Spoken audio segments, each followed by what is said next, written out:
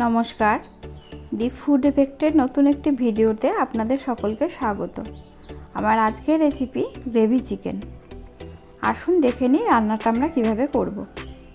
এর জন্য প্রথমে আমি ফ্রাই প্যানে 4 চামচ মতো তেল দিয়েছি।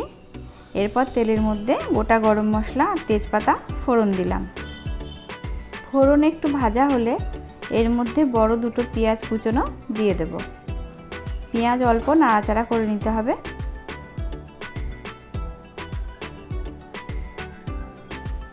এবার এর মধ্যে আমি নুন দিলাম।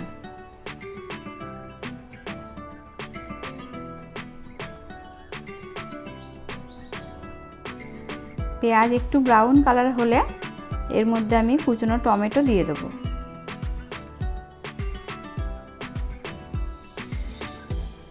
এর সাথে আমি দুটো কাঁচা লঙ্কা দিয়ে দিয়েছি।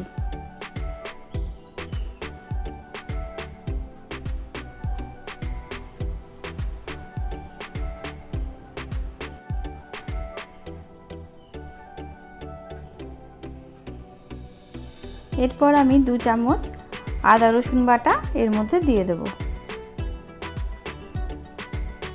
ভালোভাবে সব কিছু নেড়েচেড়ে মিশিয়ে নিতে হবে।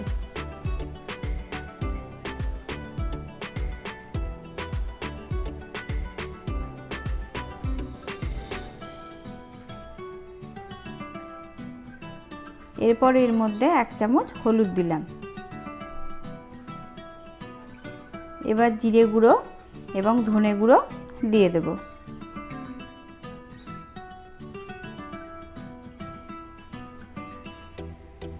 আর 1 চামচ লাল লঙ্কার গুঁড়ো দিয়ে দিলাম। আমার আজকের রেসিপিটি ভালো লাগলে অবশ্যই আমার চ্যানেলটিকে সাবস্ক্রাইব করে বেল আইকনটিতে ক্লিক করবেন। এরপর এর মধ্যে আমি মাংস অ্যাড করলাম। সব কিছু ভালোভাবে মিশিয়ে নেওয়ার পর এর মধ্যে 2 বড় চামচ টক দই দিয়ে দেব।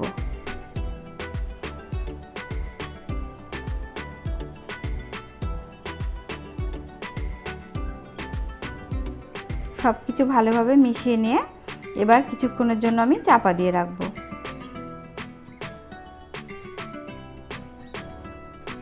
মাংস থেকে অনেকটাই জল বেরিয়ে এসেছে, তাই আলাদা করে আর আমি এখানে জল দিইনি। এবার এর মধ্যে আমি 1 চামচ মতো কাশ্মীরি লঙ্কার গুঁড়ো দিয়ে দিলাম। যেহেতু এটা গ্রেভি চিকেন, সেই কারণে এতে আমি এক্সট্রা কোনো জল দিইনি। চিকেন থেকে যে জল বেরোবে তাতেই আমার রান্নাটা হয়ে যাবে। 10-15 মিনিট পর ঢাকা খুলে এবার এর মধ্যে আমি একটু কাজু বাদাম এবং 4 মগজ বাটা দিয়ে দেবো। এখানে আমি 10-12টা কাজু বাদাম এবং অল্প কিছু 4 মগজ বেটে নিয়েছিলাম। আপনারা মাংসের পরিমাণ অনুযায়ী এই বাটা মশলা বেশি বা কম করতে পারেন। আবার কিছুক্ষণ ঢাকা দেওয়ার পর এবার আমি একটু গরম মশলা দিয়ে দেব।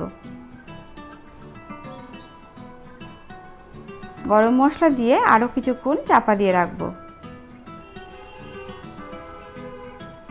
এবার দেখতে পাচ্ছি আমার মাংস সেদ্ধ হয়ে গেছে এবং মাংস রেডি হয়ে গেছে।